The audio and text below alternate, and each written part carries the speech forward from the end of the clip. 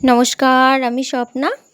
আমার ব্লগ ভিডিওতে আপনাদের সবাইকে স্বাগত জানিয়ে আমি আজকের ভিডিওটি শুরু করছি। এখন বাজে ওই 4:45 মতো, সরি 4:45 আর কি। তো ফ্যানটা অফ করে দিই, কারণ সকালবেলার দিকে অনেক ঠান্ডা লাগে আর বাইরে প্রচণ্ড অন্ধকার। তো বারান্দার লাইটটাও জ্বালিয়ে নিই। এই যে দেখছেন কি অন্ধকার। এটা শুকনো আমলকি আমি গ্যাসে বসিয়ে দিয়েছি। জলটা ভালো করে ফুটবে, তারপর আমি গ্যাসটা বন্ধ করে দেব। মানে আমলকির চা আর কি বলতে পারেন।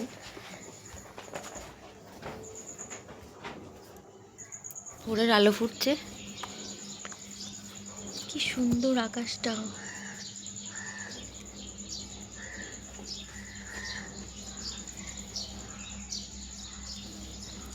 আমি জানি না আপনারা পাখির ডাক শুনতে পাচ্ছেন কি না, কিন্তু আমার শুনতে অসাধারণ লাগছে।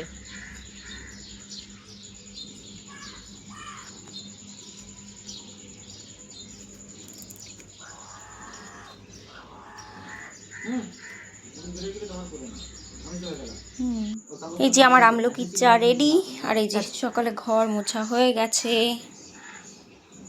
আমি যদিও না ক্যামেরা অন করতে ভুলে গেছিলাম ঘর মোছার সময়। এই যে আমলকির চা রেডি।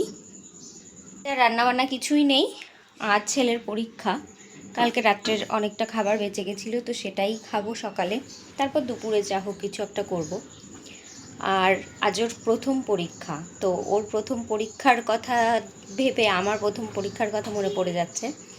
কারণ আমি যখন ক্লাস 1-এ পড়তাম, ওদের সময় তো 6 বছরে সরকারি স্কুলে ভর্তি নেয়, আর আমাদের সময় 4.5 বছর 5 বছরে নিয়ে নিত। তো তখন প্রথম দিন আমি স্কুলে গিয়ে আমি পরীক্ষায় সব কিছু লিখেছিলাম, কিন্তু খাতা জমা না দিয়েই বাড়িতে নিয়ে চলে এসেছিলাম। আমাকে তো কেউ বলেই নি যে খাতা জমা দিতে হবে, তো আমি কি করে জানবো বলুন। তো আজ দেখা যাক আমার ছেলে কি করে।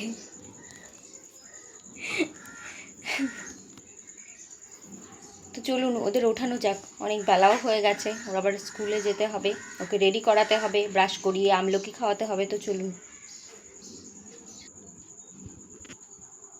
আজকে তোমার কি জানো, আজকে কিন্তু স্কুল নয়, আজকে কিন্তু পরীক্ষা, বুঝেছো? আজকে কিন্তু কেউ কিছু বলে দেবে না যে এটা লেখো ওটা লেখো, সব নিজে থেকে লিখবে, ঠিক আছে? আমি কি বলছি, সব নিজে থেকে লিখবে তো? হুম, ভেবে চিনতে দেখে শুনে তারপর লিখবে, মনে থাকবে? মনে থাকবে? হুম, মুখের মধ্যে আমলকি পড়ে আমলকিগুলো খেয়ে নাও।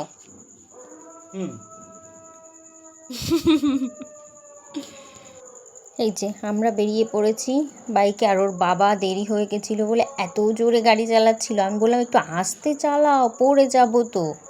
ও বললো আস্তে চালানোর সময় নেই, প্রথম দিন পরীক্ষার, যদি লেট হয়ে যায় তাহলে কি হবে।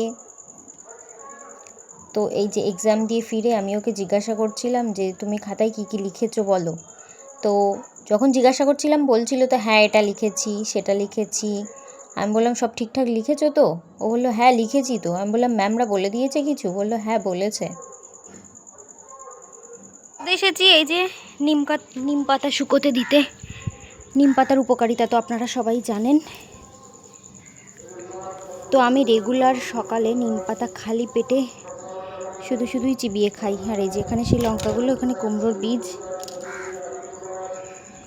আমার ছেলে এত মাছের পাগল কি বলবো, মানে বাজারে গেলেই হয়েছে, যদি ওর পিসিমণি যায়, ওর ঠাম্মি যায়, যেই বাজারে যাক না কেন ওর জন্য একটা জ্যান্ত মাছ আনতেই হয়। কারণ ও ছোটোবেলা থেকেই, আগে অ্যাকোরিয়াম ছিল আমাদের ঘরে, অ্যাকোরিয়ামটা এখন আর নেই, কিন্তু এখন এই অ্যাকোরিয়ামের বদলে এই বালতিতে ওনার জন্য রেগুলার কেউ না কেউ বাজারে গেলে ওর জন্য মাছ আনতে হয়। যদিও আমি বারণ করি যে সবসময় বাচ্চাদের আবদার পূরণ করতে হয় না, কিন্তু কেউই আমার কথা শোনে না। ওর পিসিমণি, ওর ঠাম্মি, এদিকে আমার বাবা, আমার মা, সবাই আর কি ওর সাপোর্টে। তো তার জন্যে সবাই মানে বাজারে গেলেই একটা না একটা মাছ ওকে এনে দিতেই হবে, বাধ্যতামূলক। ও সবার পিছু ধরবে যে আমাকে বাজারে নিয়ে চলো। এবার বাজারে গিয়ে লোকে কি বলে যে আমাকে খাবার কিনে দাও, ও বলে যে আমাকে মাছ কিনে দাও, আমি মাছ পুষবো। এইবার এই বালতিটা নিয়ে আর এই মাছটা নিয়ে সারা দিন চলতে থাকবে ওর মানে খেলা। ওর খেলা মানে এটাই, মাছ নিয়ে খেলবে ও। ও মাছ নিয়ে, জ্যান্ত মাছ নিয়ে খেলতে প্রচণ্ড ভালোবাসে।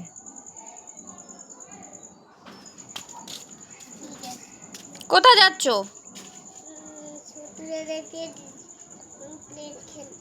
ছোটু দাদার সঙ্গে প্লেন নিয়ে খেলতে? আচ্ছা যাও। হ্যাঁ, শান্ত হয়ে থাকবে।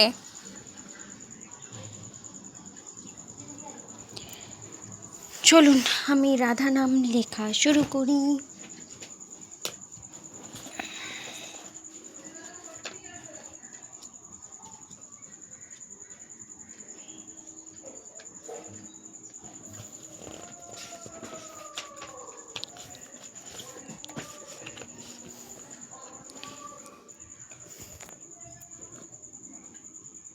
সব সব দুষ্টুমি নয় কিন্তু, শুয়ে ঘুমিয়ে পড়ো, ঘুমিয়ে পড়ো প্লিজ। হ্যাঁ হ্যাঁ, ঘুমিয়ে পড়ো।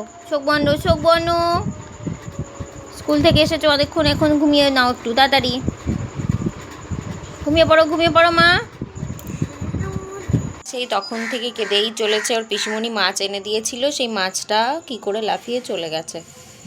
আর এখন আমি যাব রান্না করতে, আর এখন সে কেঁদেই চলেছে, কেঁদেই চলেছে। চুপ করো, আমার রান্না করতে যেতে হবে না বলো? রান্না না করলে খাবো কি আমরা? চুপ করো। দেবো দেবো, এনে দেবো। বাজার খুলুক, আমরা এনে এনে দেবো। চুপ করো, চুপ করো। আমি এখন রান্না করতে যাব, তুমি কান্নাকাটি করবে না। এই যে থালায় কচু শাক কেটে রেখেছি, আর আমি কচু শাক নাই কাঁচি দিয়ে কাটি, কারণ বটি দিয়ে কাটলে হাত প্রচণ্ড চুলকায়। আর ওই যে ওখানে পুঁই শাক রাখা আছে, আমি কচু শাকটা কড়াইতে বসিয়ে তারপর আর কি আমি পুঁই শাকটা কাটতে যাব। আমি রান্নার জিনিসপত্র এখন গুছিয়ে নিয়েছি, গ্যাসও ধরিয়ে দিয়েছি, আর ছেলেকে স্নান করিয়ে দিয়েছি, ওখানে ড্রয়িং করছে। আচ্ছা তুমি মাছ ড্রয়িং করছো, আচ্ছা করো। এই যে আমার কচু শাক রেডি। কচু শাকেরও একটা গল্প আছে। আমার যখন নতুন বিয়ে হয়েছিল, তো তখন আমার শাশুড়ি মা কচু শাক এনে দিয়েছিল, চিংড়ি মাছ এনে দিয়েছিল, আমাকে বলেছিল রান্না করতে। তো আমি কচু শাকের মধ্যে 1 মগ জল দিয়ে দিয়েছিলাম। কচু শাকে তো জল টানতে এমনিও দেরি হয়, তারপর আমি 1 মগ জল দিয়েছিলাম। তারপর পিছনের বাড়ি একটা দিদি থাকতো, তো সে এসে আমাকে বললো, তুই কী করছিস, সেটাতে এত জল কেন? আমি বললাম, কেন, 1 মগ জল দিয়েছি। দিদি তো হেসে গড়াগড়ি বাজছে। তারপর আমাকে বললো, তুই শিগগিরই এক্ষুনি একটা ঝুড়ি নিয়ে আয়, নিয়ে এসে ওই জলটাকে ঝরিয়ে ফেল, তা না হলে এই জল তুই সারা দিনেও কমাতে পারবি না। তো এই আর কি কাণ্ড। নতুন নতুন এরকম অনেক ঘটনা আছে, যেটা মনে পড়লে আমার ভীষণ হাসি পায়।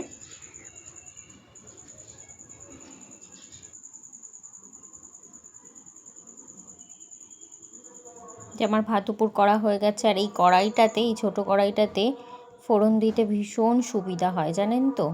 তো এই যে পুঁই শাক প্রায় রান্না রেডি আমার।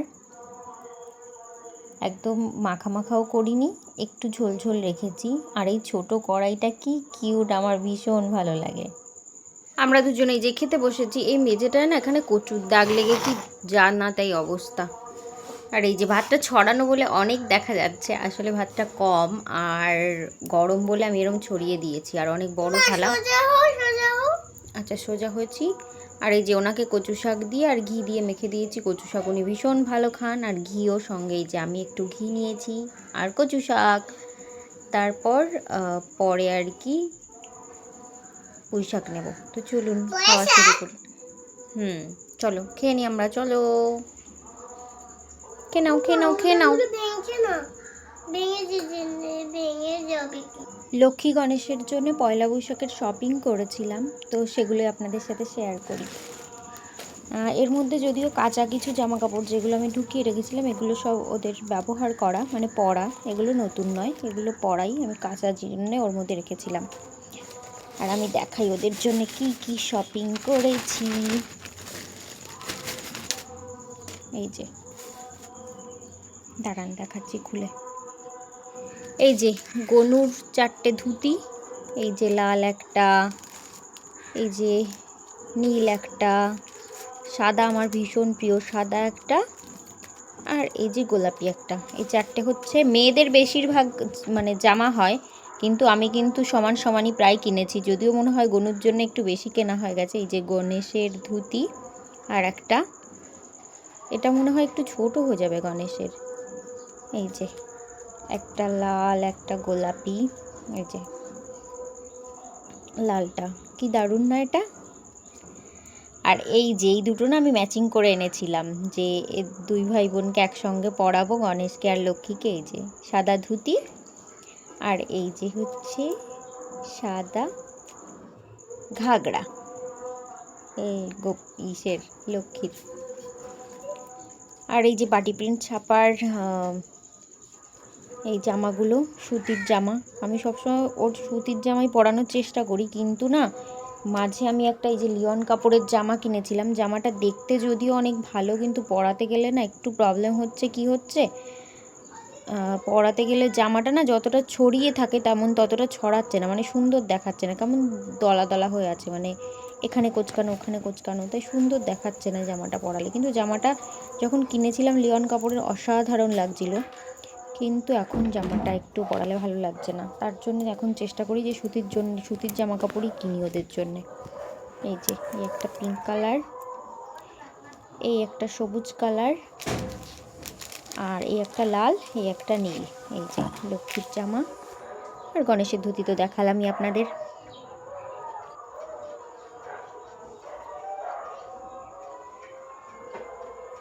এই যে আমার লক্ষ্মী, এই যে গণেশ। আর এই বাসনগুলো অনেক দিন হয়ে গেছে ভালো করে মাজা হয়নি। ওই বাসনগুলো তো, এই বাসনগুলো রেগুলারই পুজো দেওয়া হয় বলে এগুলো মাজা হয়, কিন্তু এই বাসনগুলো মাজা হয়নি। এই যে বালতি, এই যে এগুলো কিছু মাজা হয়নি। এই বাসনগুলো সব মাজতে হবে, রেখে দিলে বাসনগুলোর এই অবস্থা হয় জানেন তো, পিতলের বাসনগুলো একদম।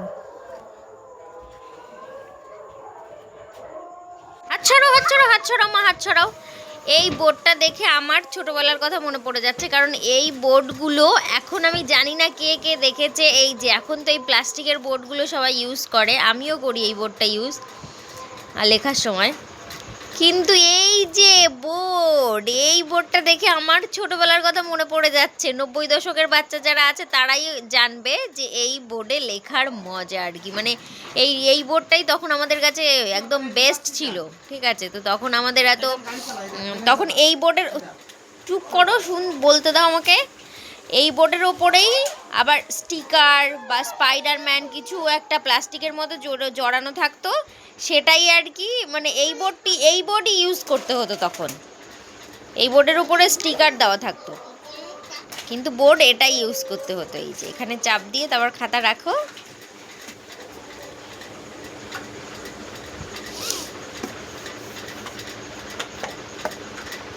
এই বোর্ড প্রথম আমার দিদির ছিল, তারপর আর কি দিদির ব্যবহার করা হয়ে গেলে সেই বোর্ডটাই আবার আমি করতাম। সবাই ভালো থাকবেন, নিজের খেয়াল রাখবেন।